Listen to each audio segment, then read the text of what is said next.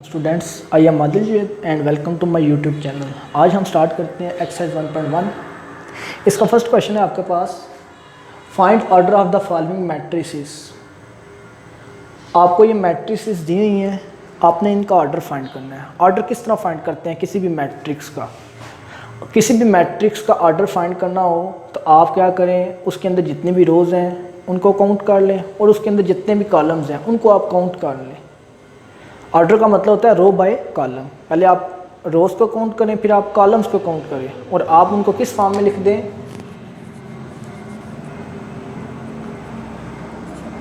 रोज़ bye columns की form में लिख लें। अब हम इसका ऑर्डर फाइंड करना सीखते हैं कि किसी भी मैट्रिक्स का ऑर्डर किस तरह फाइंड करते हैं। सबसे पहले आपके पास जो 1.1 इसका फर्स्ट क्वेश्चन है, इसके टोटल 8 पार्ट्स हैं। इनमें से मैं आपको पार्ट नंबर 1, पार्ट 3, 4, 6 और 7 करवाऊंगा। बाकी आपने खुद करने हैं। बाकी सेम इस तरह ही होंगे, इसी तरह ही होंगे जिस तरह मैं आपको करवाऊंगा।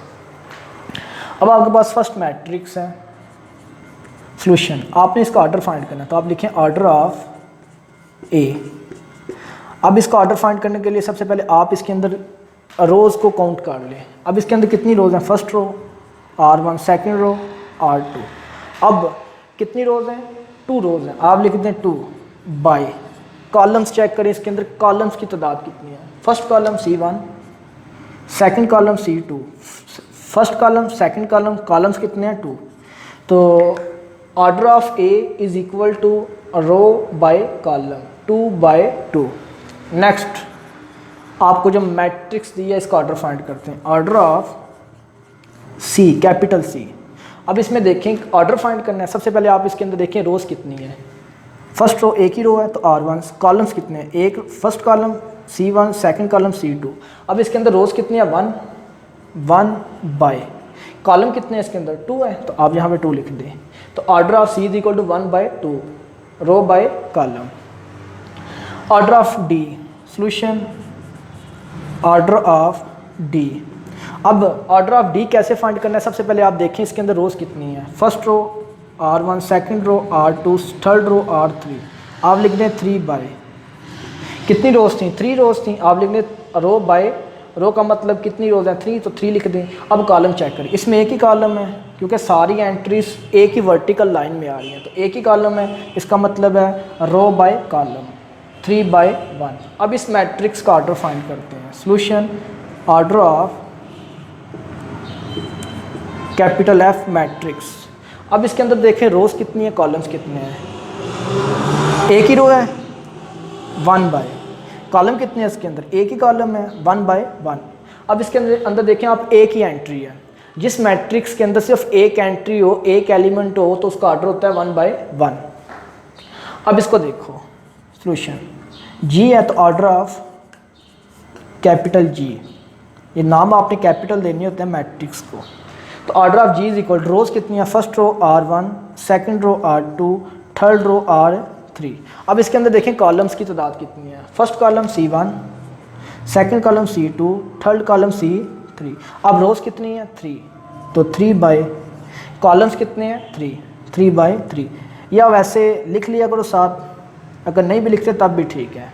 ठीक है, वैसे लिखे नहीं जाते, आपको वैसे भी पता होना चाहिए रोज़ कितनी है, कॉलम्स कितने हैं। अब हम चेक करते हैं, नेक्स्ट क्वेश्चन है हमारा इक्वल मैट्रिसेस का, कि हम कैसे चेक कर सकते हैं कि 2 या 2 से ज़्यादा जो मैट्रिसेस आपको दी हैं वो इक्वल हैं कि नहीं। आपने याद रखना है जब चेक करना हो मैट्रिसेस को इक्वल हैं कि नहीं, तो 2 बातें याद रखते हैं। सबसे पहले हैव सेम ऑर्डर, जिनको चेक करना है कि वो इक्वल है कि नहीं उनका ऑर्डर सेम होना चाहिए। सेकंड,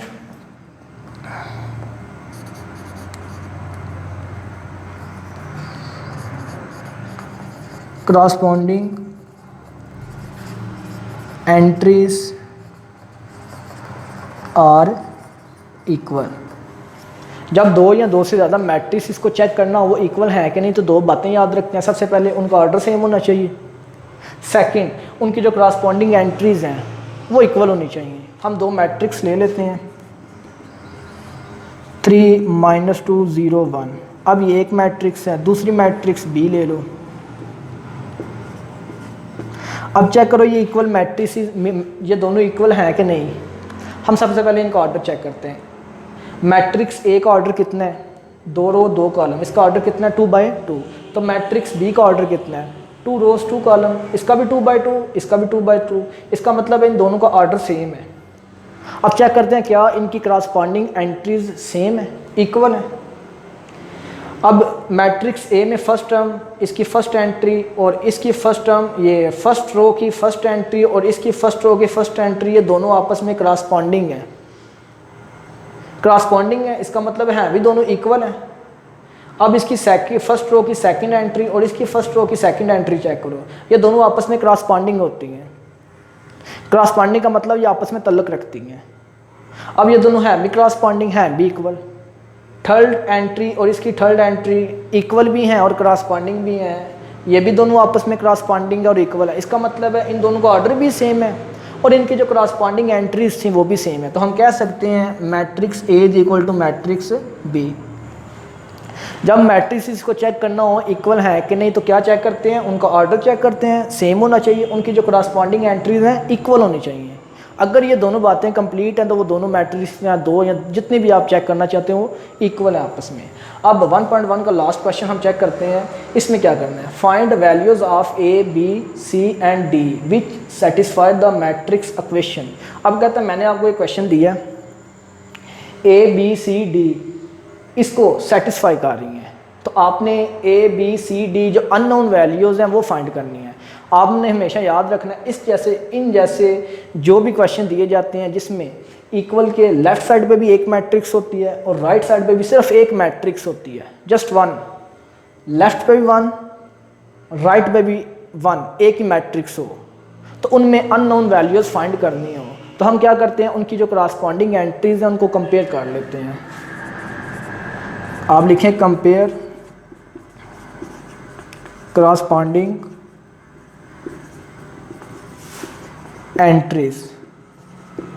अब करस्पॉन्डिंग एंट्रीज कौन सी होती हैं ये मैंने आपको यहाँ पे बताया। अब यहाँ पे चेक करते हैं। अब एक मैट्रिक्स ही है, एक ही है, इनकी करस्पॉन्डिंग एंट्रीज, फर्स्ट रो इस मैट्रिक्स की फर्स्ट रो फर्स्ट एंट्री उस मैट्रिक्स की फर्स्ट रो की फर्स्ट एंट्री के दोनों करस्पॉन्डिंग है तो हम दोनों को बराबर लिख सकते हैं, इक्वल होती हैं करस्पॉन्डिंग एंट्रीज, तो हम इक्वल लिख लेते हैं। इसकी फर्स्ट एंट्री इसकी फर्स्ट एंट्री दोनों करस्पॉन्डिंग है, इक्वल लिख लो, क्वेश्चन नंबर 1। अब इसकी सेकंड एंट्री और इसकी सेकंड एंट्री ये दोनों इक्वल है, दोनों करस्पॉन्डिंग है, हम दोनों को बराबर लिख लेते हैं। a + 2b is equal to -m। अब क्वेश्चन नंबर 2। अब इसकी थर्ड एंट्री इसकी थर्ड एंट्री ये दोनों करस्पॉन्डिंग है, हम इनको बराबर इक्वल लिख सकते हैं। c - 1 is equal to 3। अब क्वेश्चन नंबर 3। अब इसकी फोर्थ एंट्री और इसकी फोर्थ एंट्री दोनों करस्पॉन्डिंग है, दोनों इक्वल है, हम इनको इक्वल लिख लेते हैं। 2d 4d - 6 is equal to 2d। अब हमने क्या कर दिया, सबसे पहला काम क्या किया है, करस्पॉन्डिंग एंट्रीज को इक्वल रखा है, उनको कंपेयर कर लिया है। कंपेयर क्यों किया, क्योंकि इक्वल के लेफ्ट पे भी एक ही मैट्रिक्स थी और राइट पे भी एक ही मैट्रिक्स है, तो हम डायरेक्ट इनकी जो करस्पॉन्डिंग एंट्रीज हैं उनको कंपेयर कर लेते हैं। अब आप देखें 4 आपके पास इक्वेशन आई हैं। अब इन चारों में देखो सबसे पहले हम किसकी वैल्यू इजीली निकाल सकते हैं। अगर आप देखते हो तो इक्वेशन 3 में c - 1 इज इक्वल टू 3, यहाँ से अगर आप -1 को उधर लेके जाते हैं, लेफ्ट पे राइट पे लेके जाते हैं तो c इज इक्वल टू 4 हो जाएगा। इसका मतलब अगर आप इक्वेशन 3 को लेते हैं तो c की वैल्यू इजीली निकाल लेते हैं। तो आप लिखो फ्रॉम इक्वेशन 3।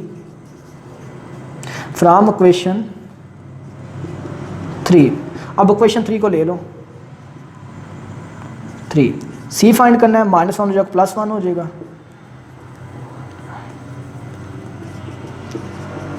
तो c इज इक्वल टू 4, ये आपके पास c की वैल्यू निकल आई है।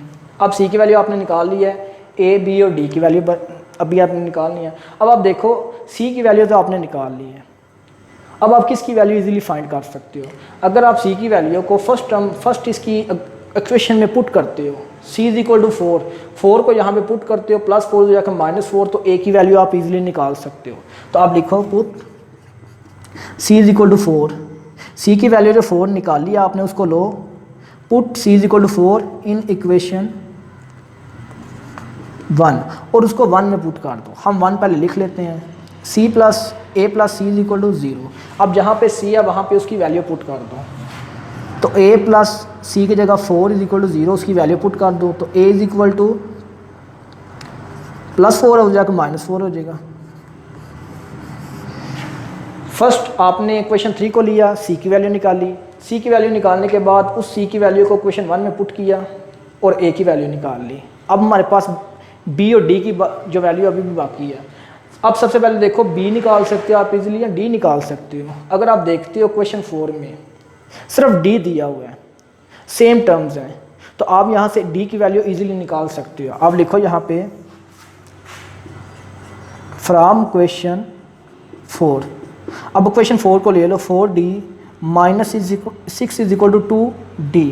अब डी निकालना है, जिसकी वैल्यू फाइंड करनी हो आपने याद रखना है उसको हमेशा इक्वल के लेफ़्ट साइड पे रखते हैं। तो हम डी वाली जितनी भी टर्म्स हैं उनको इक्वल के लेफ़्ट साइड पे लेके आते हैं। 4D पहले लेफ़्ट पे है, अब ये 2D राइट पे, इसको लेफ़्ट पे लेके आओगे, +2D इधर आकर -2D।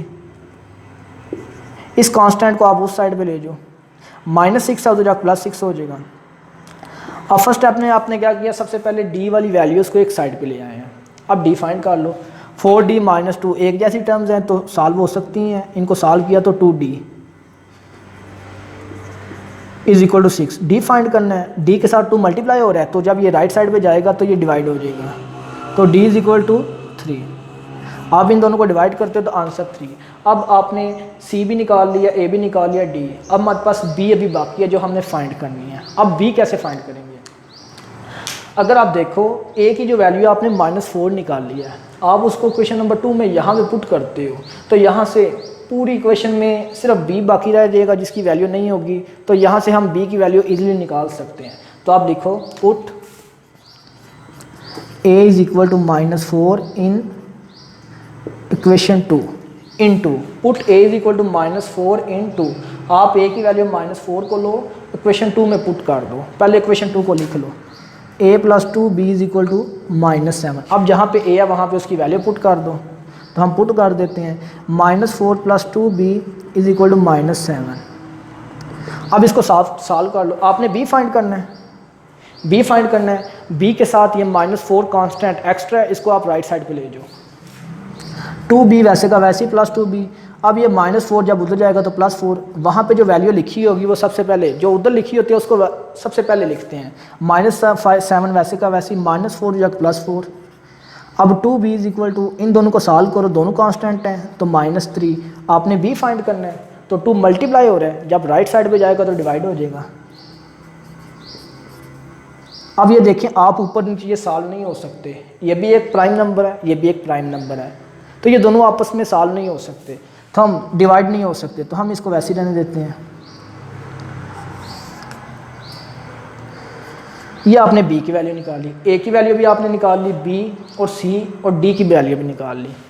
इस वीडियो में आपने देखा हमने 1.1 स्टार्ट की, उसका फर्स्ट क्वेश्चन किया, उसका सेकंड क्वेश्चन किया। फर्स्ट क्वेश्चन में आपने ऑर्डर कैसे फाइंड करते हैं वो सीखा, इक्वल मैट्रिसेस को कैसे चेक करते हैं कि ये मैट्रिसेस इक्वल हैं या नहीं हैं। इसके बाद आपने सीखा अगर आपको क्वेश्चन दिया जाता है इक्वल के राइट साइड पे भी एक मैट्रिक्स, लेफ्ट पे भी एक, ये इक्वल के लेफ्ट साइड पे भी एक मैट्रिक्स और इक्वल के राइट पे भी एक मैट्रिक्स दी जाती है और उसमें आपको अननोन वैल्यूज़ फाइंड करने के लिए कहा जाता है, तो उसको आप कैसे फाइंड कर सकते हैं। नेक्स्ट वीडियो में हम स्टार्ट करेंगे 1.2 एक्सरसाइज 1.2। तब तक के लिए अल्लाह हाफिज़।